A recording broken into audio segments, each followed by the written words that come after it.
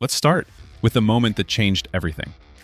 Ilia Topuria just did exactly what he said he would do. He predicted a first-round knockout of Charles Oliveira, and he delivered in spectacular fashion. Remember, Topuria said he would finish Oliveira within the first 2 to 3 minutes. It's going to be very, very quick because I'm going to finish him in the first 2 or 3. Many thought Charles's size advantage and experience at lightweight would be too much for the featherweight champion moving up. But look at this sequence. Topuria lands a beautiful left hook that drops Oliveira, then follows up with ground strikes for the finish. The precision, the power, the composure, this was a masterclass performance. Charles Oliveira, to his credit, handled the loss with pure class. He posted on Instagram, "It wasn't how we wanted it, but I'm fine. I just want to thank everyone for the affection and the wonderful energy. God bless you all." That's the mark of a true champion, right there.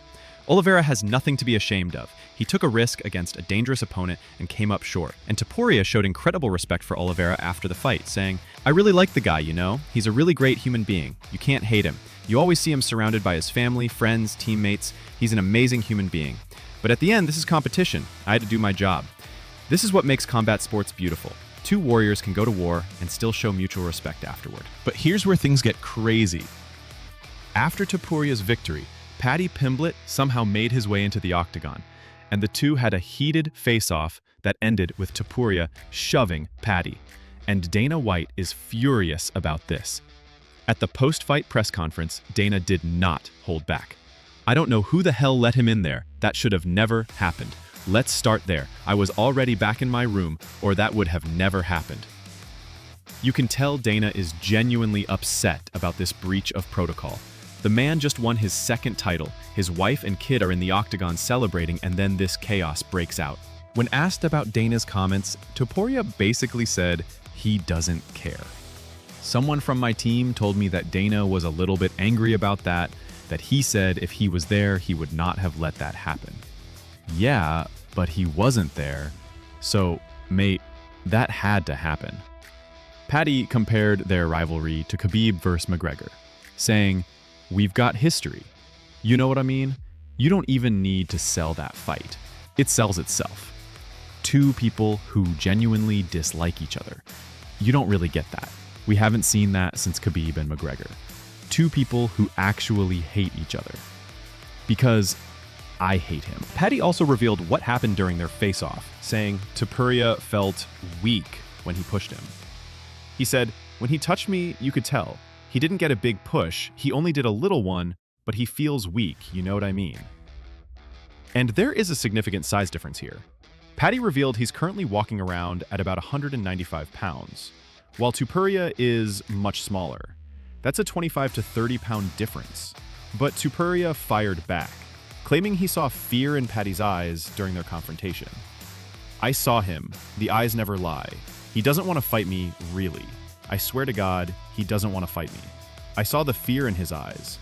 When we brought him inside the octagon, he was scared. I'm telling you, he was like, what the f am I doing here? Why didn't I go to school, to university? Why didn't I choose something different?" Now here's something that absolutely nobody saw coming. Conor McGregor's reaction to Topuria's victory. And guys, this is completely shocking given their history. McGregor posted, "Congrats on winning my old titles, Illia. He said he's gonna rest his balls on Paddy head too. Fair play.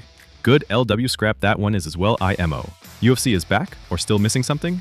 3 KOs back-to-back is very good, no one can deny the knockout. I like. Unlucky to Charles also. Styles make fights. You are a tremendous and legendary UFC fighter. Rest up." Let's not forget about the other incredible fights on this card. Alexander Pantoja successfully defended his flyweight title against Kai Kara France in what was a fantastic scrap. Pantoja is already looking ahead to his next challenge, and he's excited about the prospect of facing Joshua Van. I think that's my big challenge in my whole career, you know? A young kid, very hungry, very tough opponent. He made an amazing performance with the #1 contender. I think nobody thinks different. He's the next. And speaking of Joshua Van, his fight with Brandon Royval might have been the fight of the year. Van won a unanimous decision in what was an absolute war that had the crowd on their feet the entire time. We also saw Renato Moicano defeat Beneil Dariush via unanimous decision. Moicano was honest about his performance, admitting, "I got a little bit tired, but Dariush executed a very good game plan in the second round. He took me down. I need to get way better on takedown defense." This was a tough loss for Dariush, who's now lost 2 straight.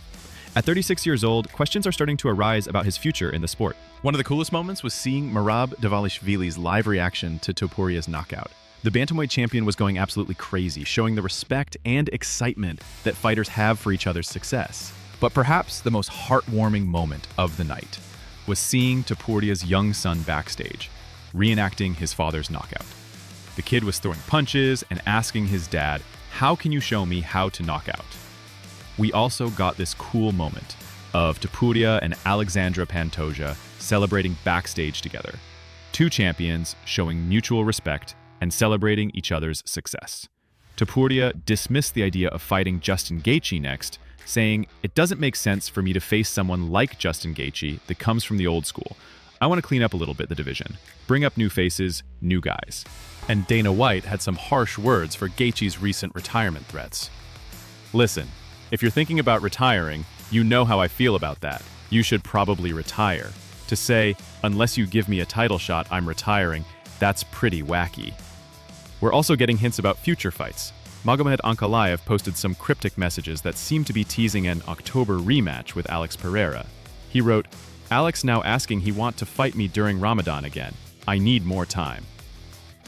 Looking at the bigger picture, UFC 317 was a night that changed multiple divisions.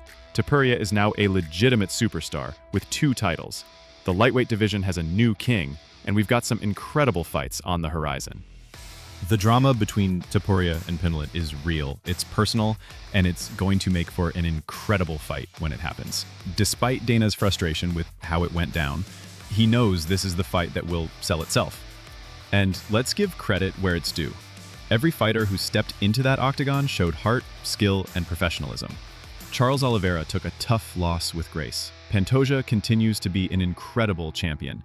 And Van versus Royval gave us a potential fight of the year. What shocked you the most? Topuria's dominant performance, Paddy's wild threats, or Conor McGregor's surprising support?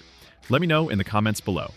Don't forget to smash that like button if you enjoyed this breakdown, subscribe for daily MMA content, and hit that notification bell so you never miss our coverage. Thanks for watching, fight fans, and I'll see you in the next one. Stay ready.